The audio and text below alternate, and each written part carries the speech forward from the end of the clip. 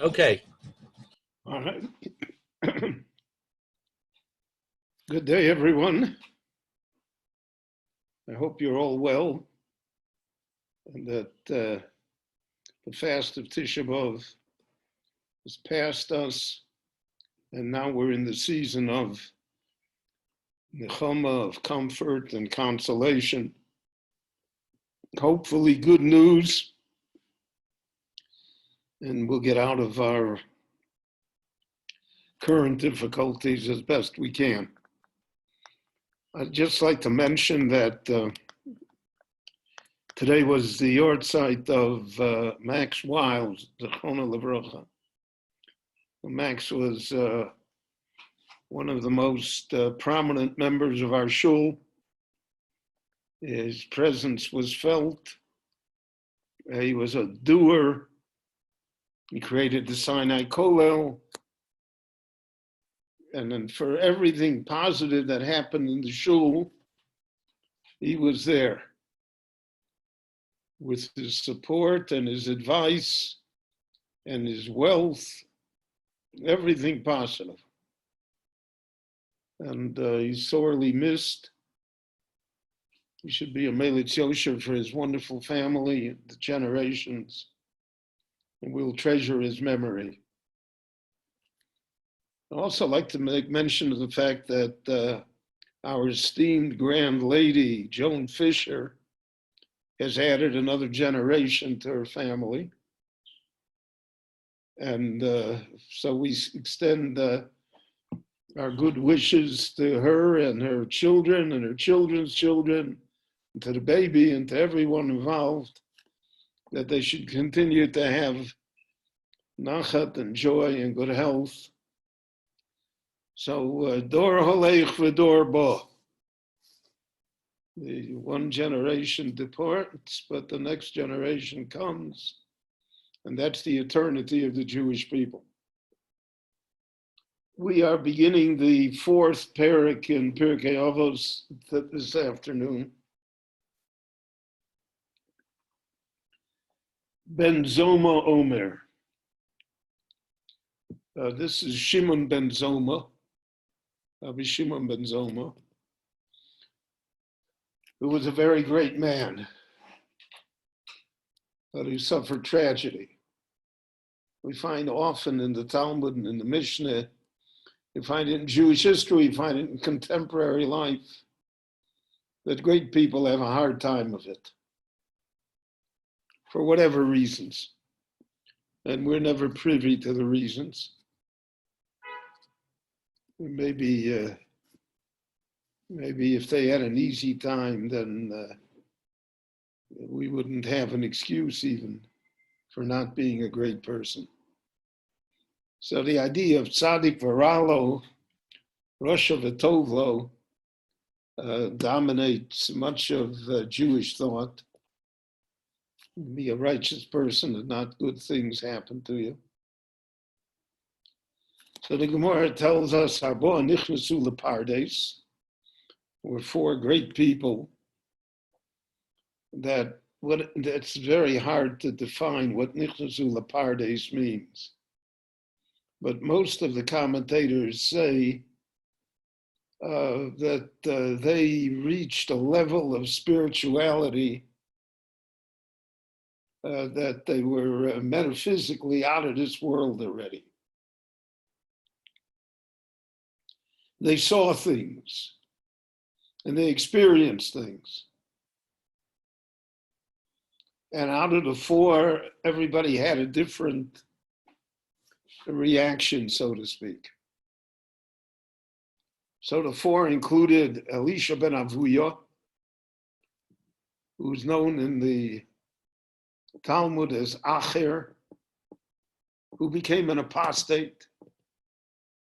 He saw too much. Sometimes when you know too much and when you see too much, when you're too close, then you lose it all. Because then there's no deference. There's nothing that separates you. And therefore, you look at the world and you don't deem it to be fair and just and right, and you're unable to accept what life is. So he became an apostate. There are other references in the Gemara to him. He became a Roman agent. He was such a great scholar that he was the mentor and Rebbe of Rabbi Meir. Rabbi Meir attempted all of his life to bring him back, but was unsuccessful. So that's one person. Then at the opposite extreme, there was Rabbi Akiva, who had that experience, and he came out to be one of the greatest of all Jews in our recorded history.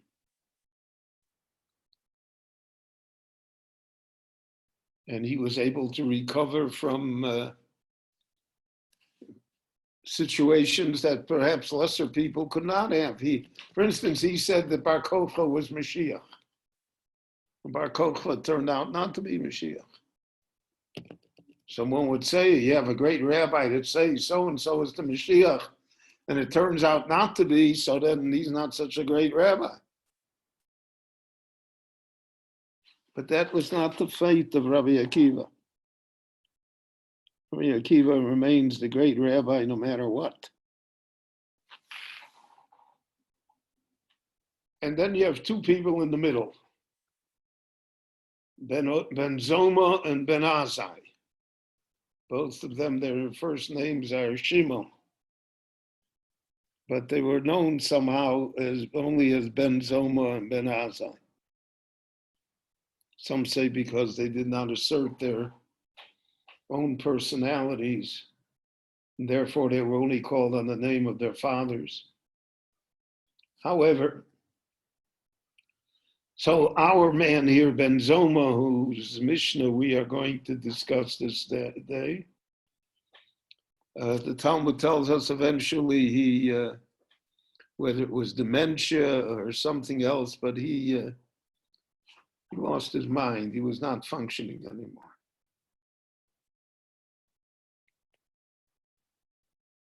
And many times that is very tragic. It's tragic for the person, but it's tragic for all those around him as well.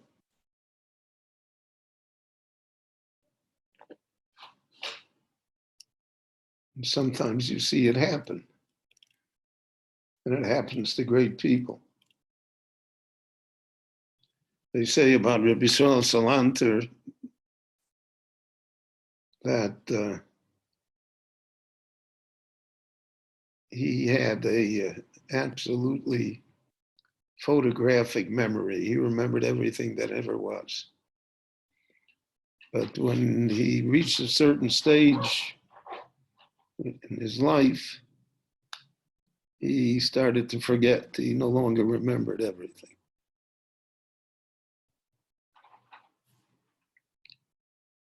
And he was invited once to deliver the Shabbos Tshuva drasha between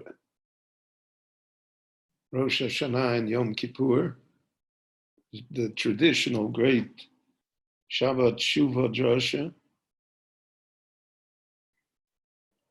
And his drashot were incomparable. The whole Torah was revealed to him. It was all there. But now he got up and he started to speak and he couldn't remember what he wanted to say. So he said, you see what happens to a person.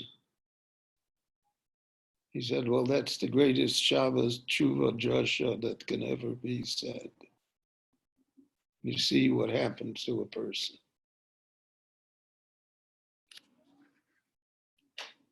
So Ben Zoma is typical of that. That's the tragedy. And Ben Azai, the Gemara says, never married. never made a family.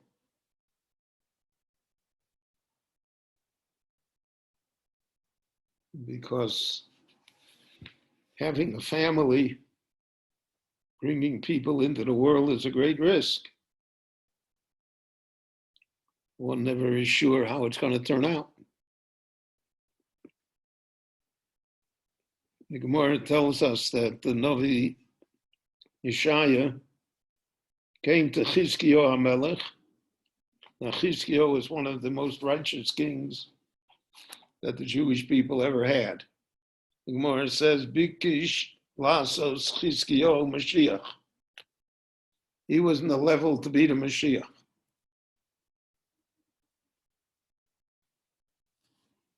And at a relatively young age, his 50s, Chizkiyahu became very, very ill, terminally ill. And the Navi Yeshayahu was related to him. Yeshayahu was also from the royal family. And he came to visit Chizkiyahu.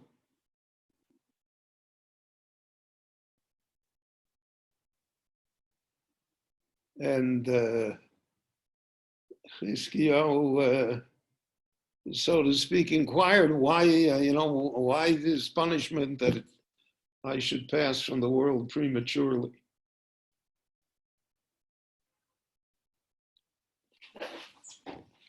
So the Navi said to him, because he refused to have children. He refused to bring children into the world. So Chizkiyahu told him, I am able to foresee, whether he meant it as prophecy or intuition or revelation, I don't know. But he said, I'm able to foresee that if I have a son, he will be terribly evil. He'll be a Russia.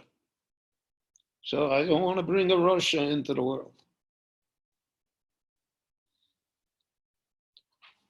So the Navi Yeshayahu said to him, listen, I have a daughter that's a wonderfully pious woman, and you should marry her, and you'll have children. And Bahade de Kavshe Rachmona Lomaloch, things that heaven has hidden. Heaven never told you not to have children. Your intuition tells you so. It's things that are hidden by heaven, we should leave them alone. Cannot read, so to speak, God's mind. We don't know what's going on. So there's a mitzvah, pru'ervu. Oh, you do the mitzvah. Whatever happens will happen. And the king agreed, and the Lord, so to speak, added 15 years to his life. So there you have an example of, and the fact of the matter is that Chizkiyahu was right, that the son Menashe was a terrible Russia, even though he also did tshuva at the end.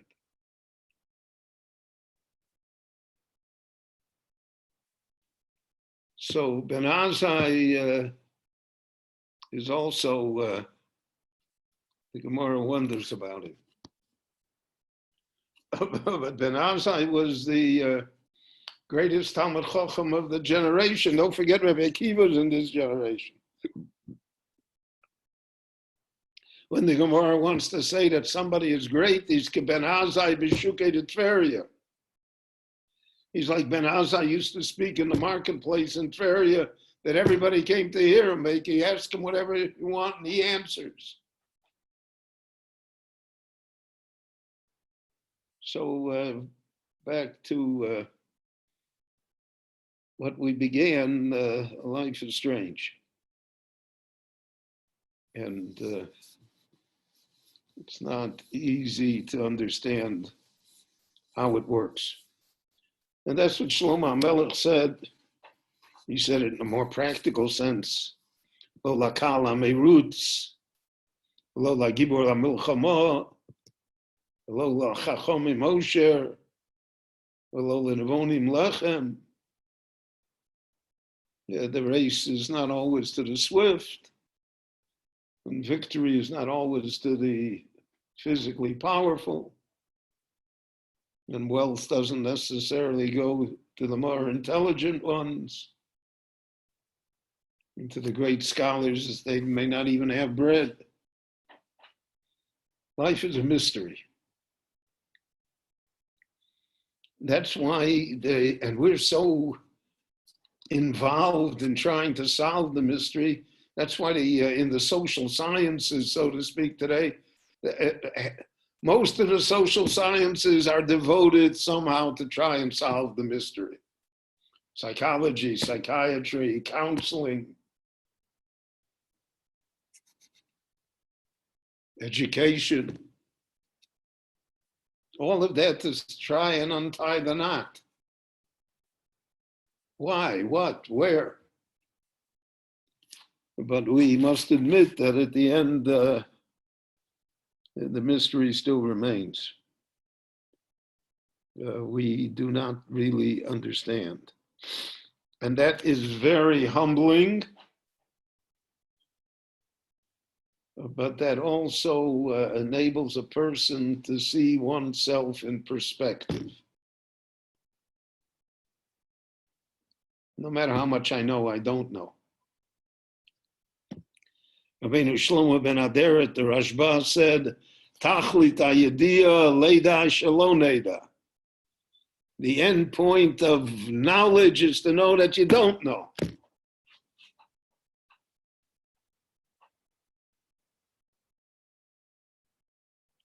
And that is true. So did Sir Isaac Newton know physics? He sure did. Was he right? No, he sure wasn't. And Einstein, who revolutionized physics, couldn't find the unified theory, which still escapes the human mind today.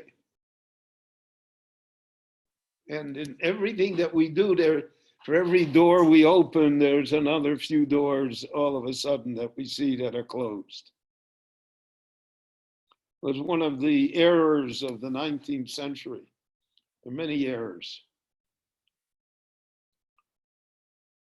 I'm in the midst of writing a book about the Orthodox Jewry in the 19th and early 20th centuries before the Shoah. So when you look back at it, there's so many, to us, obvious errors, mistakes that smart people made, that even great and holy people made. Didn't they see it? The answer is that human beings, by their very nature, are constricted. We are limited. And because of those limitations, we can only do the best that we can, but many times the best that we can is not good enough. Doesn't stand the test of time. And therefore, we can be wrong on very great issues. Issues that were life and death. The Torah says, "Bacharta b'chaim," always choose life. How do I know which one is life? That's the mystery of it. And that's something that we should keep in mind. Cannot be certain of anything. You know, the Quakers said, I am not certain of anyone but of me and thee, and I'm really not certain of thee. I can't be sure. Is there any certainty in the world today? Does anyone know what there's going to be a month from now? You're making 5-year plans, 10-year plans. They published today what the Israeli economy will look like in 5 years. They don't know what it'll look like in 5 minutes. So then why? Then just keep quiet. You can't keep quiet because otherwise you're not an expert. The expert always has to say something. The fact that the experts have been consistently wrong doesn't make a difference. So all of that is factored in here. So when the Mishnah tells us Ben Zoma Omer, so we have to know where it's coming from. It's coming from a person that saw heaven, that thought that he figured it out, but that came hard upon tragedy. Couldn't function. Nevertheless, the Mishnah quotes him and demands that we learn from him, simply because of what he says. Ezeu Chacham, who is the wise man? Alomed Mikol Adam, someone that is able to learn from every human being. And what does he mean by that? First of all, what does it mean by a Chacham? So we measure Chacham by IQ? I don't think so. There are people with a high IQ who are absolute fools. IQ measures the ability of intelligence within our brain, how we can absorb information, how much we remember, etc. But it doesn't make us wise. It doesn't give us the wisdom how to interpret events, how to deal with situations in life, how to look at the world that we live in. That has nothing to do with our education or with our intellectual ability. I need not emphasize, all of us know that you have some of the smartest people in the world who are stupid.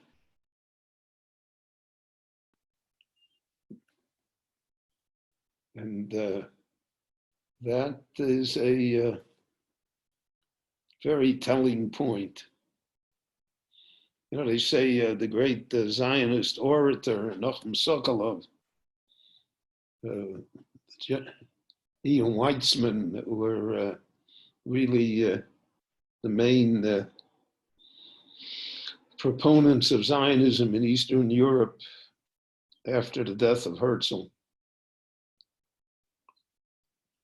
So he got up to speak once, and he said, in the pasuk that we read in the parsha last week,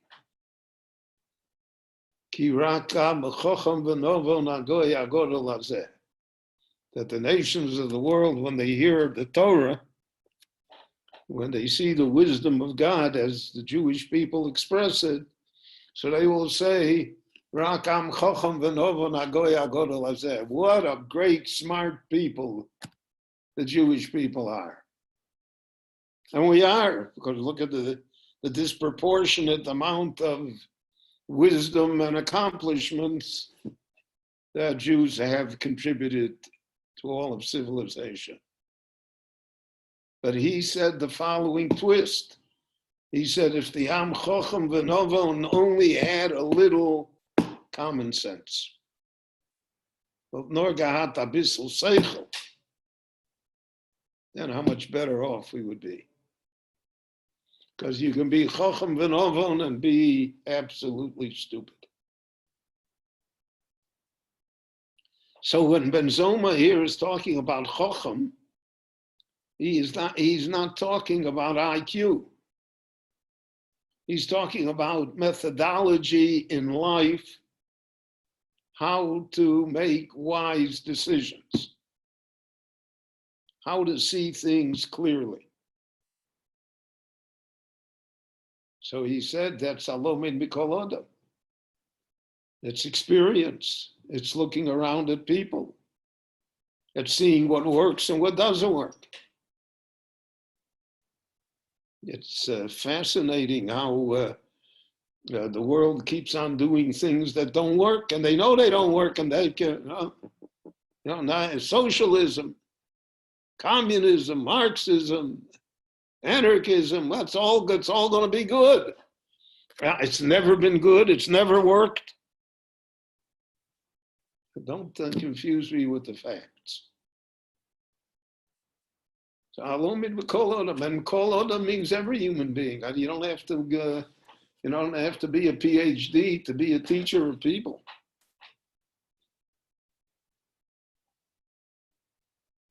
The wisdom of the ages. And that's what it means, Mikol Odom. Kol Odom is not only every person. In other words, don't look at his rank, or don't look at the degrees on the wall, but learn from everyone.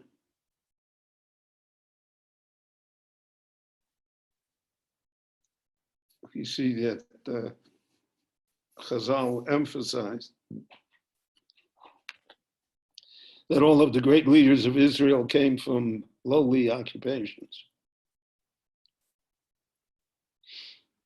They were shepherds. Hillel was a wood chopper. None of them came from, none of them came from the Hebrew University.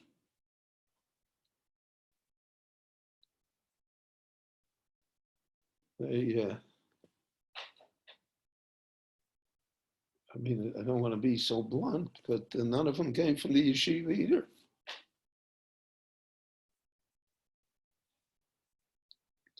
I remember that when I was first married. So we got married at the end of June, and then we were going to be sukkahs. And I had never had a sukkah in my life yet, because I lived with my parents in apartment buildings on the west side of Chicago. There was no room to build a sukkah. So we always ate in the sukkah of the yeshiva, which was down the block. And my mother never was able to eat with us. And sukkahs in Chicago could be very cold. So now that we were married and we had room, I think it was 2 years or 3 years in, so I had a backyard. So I hired a Jewish carpenter to come and build a sukkah for me. We're going to have our own sukkah and invite my parents, and that was one of my goals in life, was to have my own sukkah. So I hired this Jewish carpenter, old European Jew, and he starts building. He measures and he saws and he cuts and he's building it. And I'm watching him, and because I'm so brilliant, I'm giving him a few words of advice. How to build it. And finally, he became exasperated.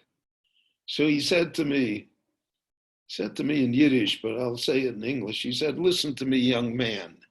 This is not a blat Gemara. This is something you got to know." That was a good lesson for me. I'm going to build a sukkah, build a sukkah. He knows how to do it. You don't. Don't show off.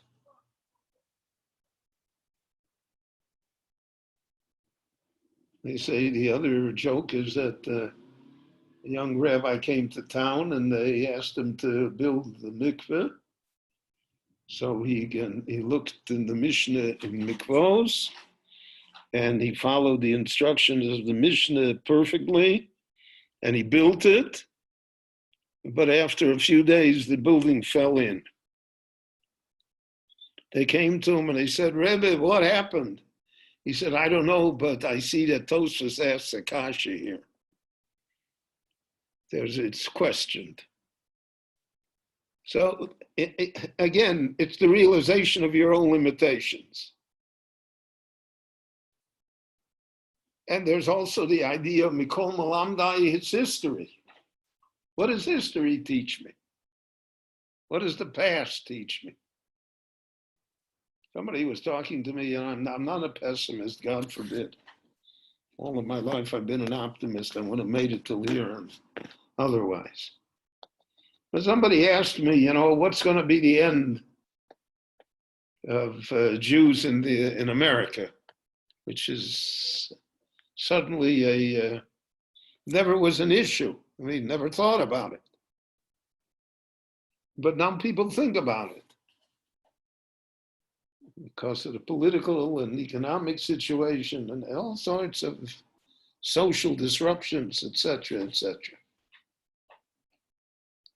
So he said, what's going to be? Like, I'm supposed to know. I'm supposed to give advice. So I told him, I have no advice. I don't know tomorrow what's going to happen.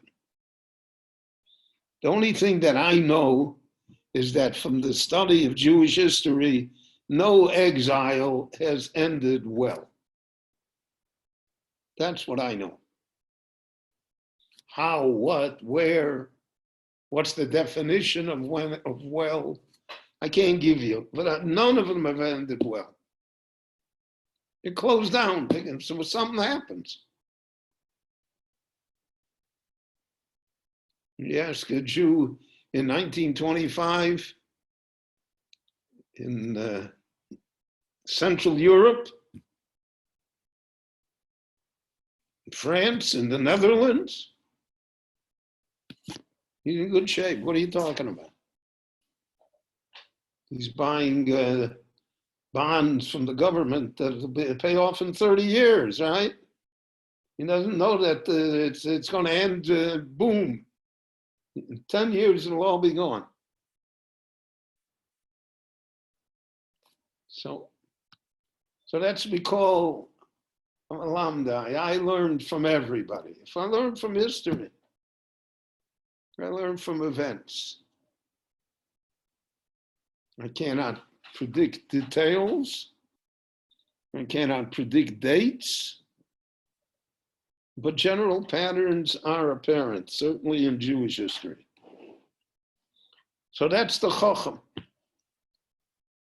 That's the person who has wisdom. He sees what happens, he hears from everyone, he has a sense and a perspective of history, and he's willing to absorb from whoever comes to teach him something. The carpenter that's building my sukkah, he's my Rebbe. Taught me something.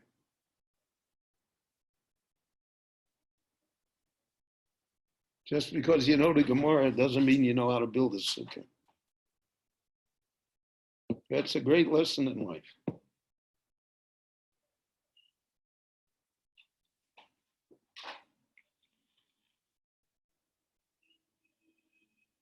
And that's what the Pasuk says.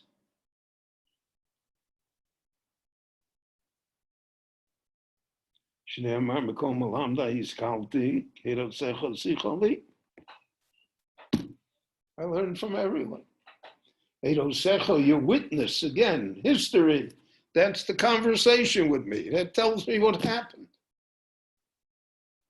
And then I can understand what to do. Gibor,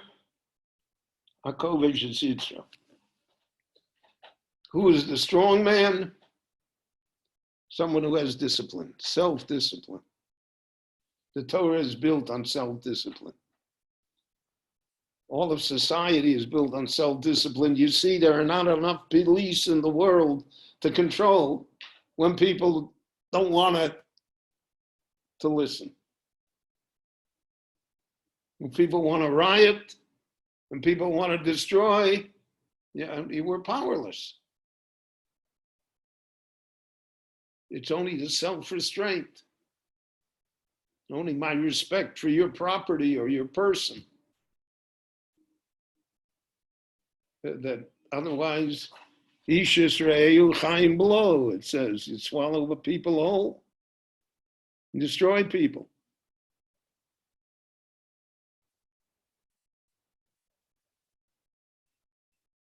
I would say that the movement to defund the police would be a very good idea if the society had self-discipline.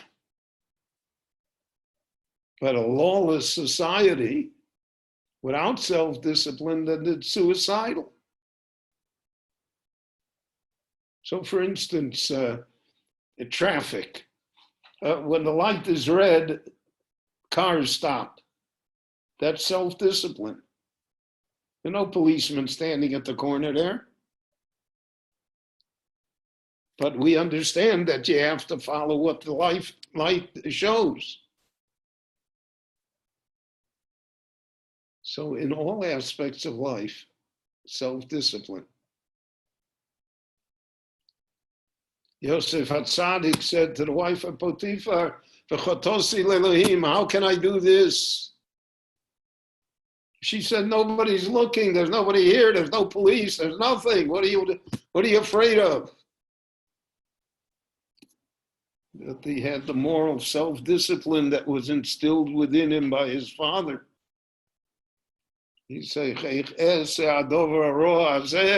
"How can I do this? Such an evil thing."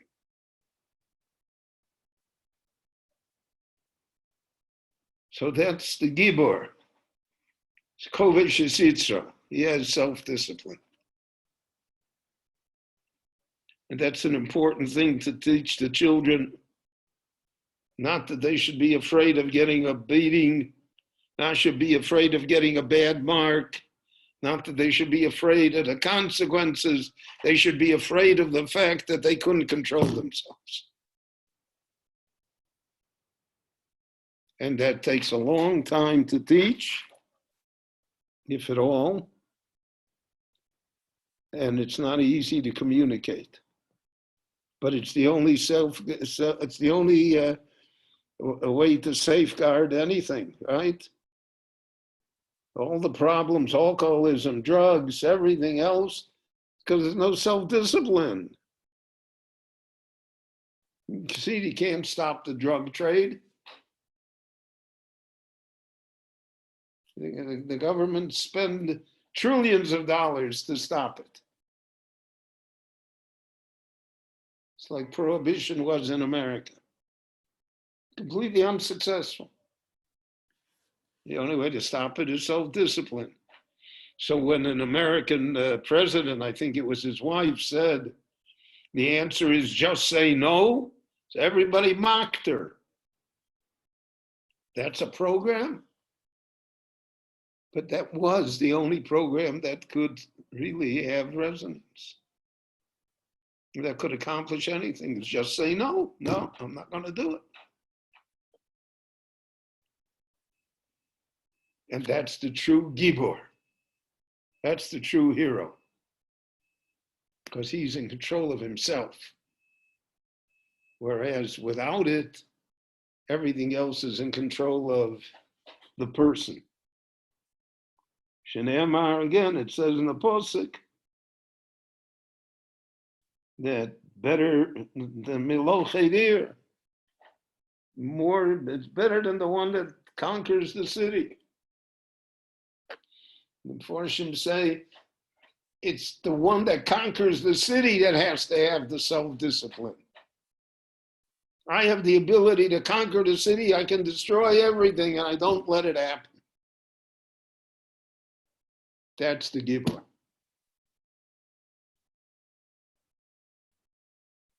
Ben Gurion used to talk about Neshek Tahor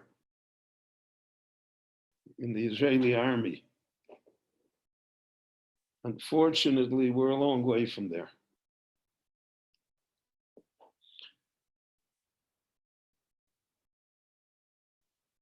Avot Shiur. And who's the wealthy man?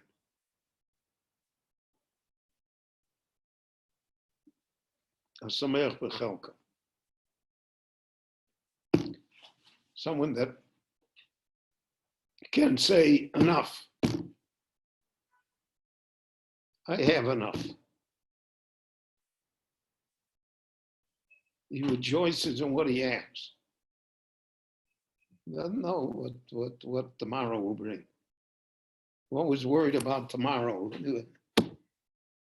Tomorrow we don't control.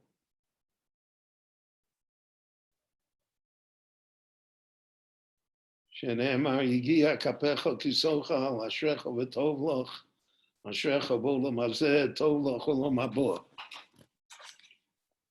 So even in Olam Haba, there are people that want more. They're not satisfied.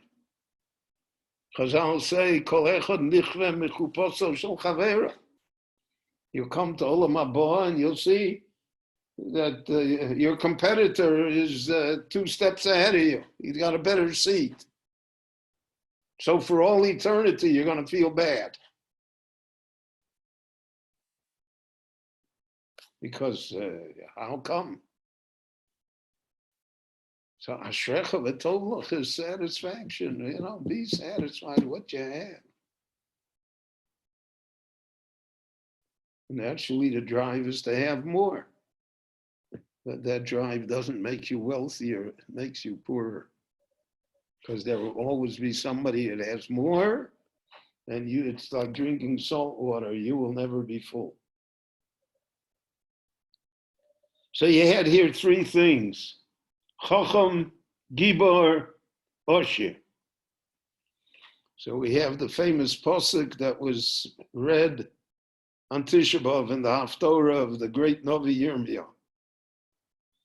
Ko Amar Hashem, Al Yishalel HaChacham B'Chochmoso, Val Yishalel HaGibor B'Gvuroso, Val Yishalel HaOshir B'Oshro. Let not the wise man praise himself because of his wisdom. And let not the strong man praise himself because of his strength and discipline.